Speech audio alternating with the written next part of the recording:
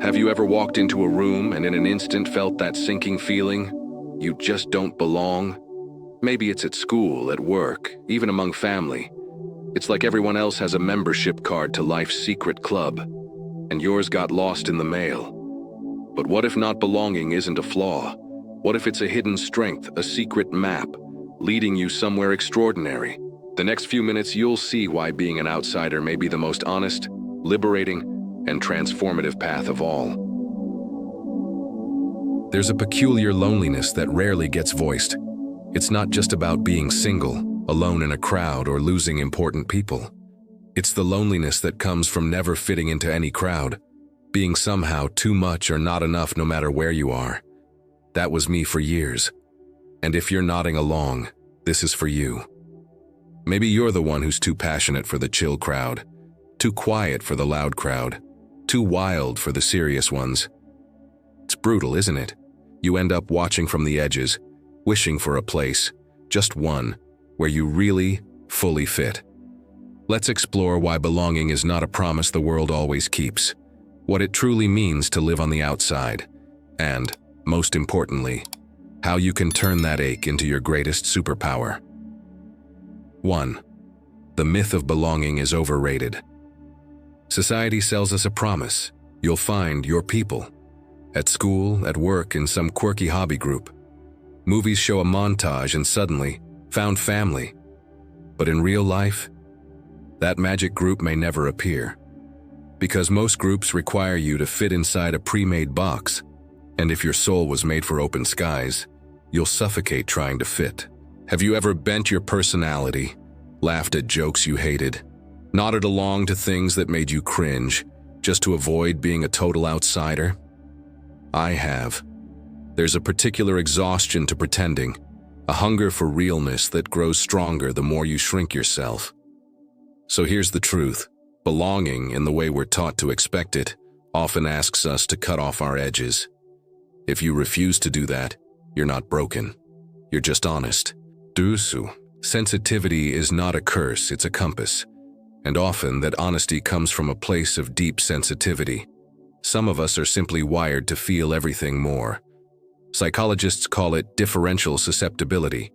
It means the room's tension, the hidden sadness in small talk, the harm beneath harmless jokes. You sense all of it. This extra sensitivity isn't a flaw. It's a compass. You can't tune out what's truly going on. While others can ignore the cruelty in a joke or brush off meanness as just how it is, you feel the cost, and you refuse to play along. Think of it like a musician with perfect pitch. You're unable to ignore the disharmony around you, even if everyone else pretends it's just music. Being sensitive often marks you as other, but it's also what makes you truly alive. 3. The real cost of shrinking to fit in. Let us be real. Trying to squeeze into a space that's too tight will only leave you smaller. Have you ever pretended just for a moment that you could edit yourself enough to finally belong? I certainly have. But after a while you realize, shrinking doesn't buy you acceptance. It buys you heartbreak. Imagine a plant forced to grow in a tiny pot.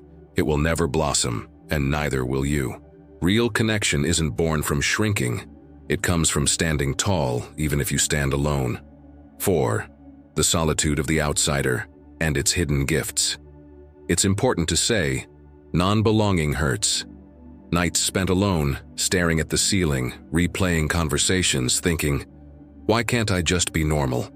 There's no shame in admitting that you feel the sting. But here's a quieter truth. When you're alone on the edges, you begin to see with clarity. With solitude, you discover yourself in a way that's impossible when you're always adjusting to others.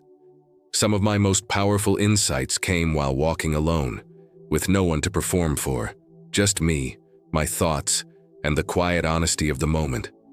Solitude over time can become a sanctuary. If this journey feels familiar, know that you don't have to walk it alone. This channel is our shared space for these exact conversations. By joining us, you not just subscribing, you finding a place where your depth is understood and celebrated. 5. Anchor yourself. Belonging begins within. If the world can exile you from every group, The one refuge you can claim is within yourself. How do you do that? Start by tuning into your honest feelings, journaling what makes you different, what hurts, what lights you up. Treat yourself like the friend you always wanted.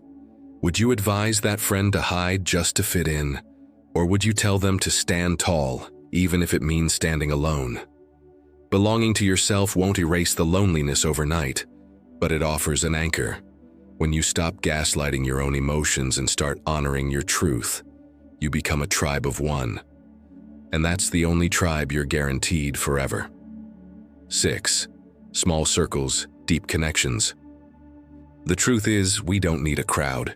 We just need one or two people, sometimes just one, who truly see us.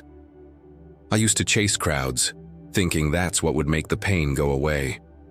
What actually helped was the one friend who never flinched at my fire, who let me be as much or as little as I am without shame. 5 shallow friendships won't quench your thirst. One deep one might transform your life. True belonging happens heart to heart, not in a sea of strangers. 7. Transform pain into power. Create from the ache. Those who never fit in carry a unique vision. When you're not constantly folded into the group, you notice what others miss. The hypocrisy, the unspoken rules, the beauty in things left unseen. Channel this perspective. Write about it, paint it, sing it, turn it into a message, a movement, a moment. This is where meaning is born, in expressing what only the outsider can see. Don't let the ache go to waste. Let it be your paintbrush. Not broken, just unboxed. Maybe you'll always feel too much or not enough for most groups, but that doesn't mean you're fundamentally flawed. In truth, you're just refusing to be boxed in. Every time you survive a lonely night without shrinking, you resist a world that needs everyone to fit, to be quiet, to be ordinary. So here's your power. Next time you feel outside, remember maybe you're here to redraw the maps, not just walk old roads. Your difference is needed. Share your story below.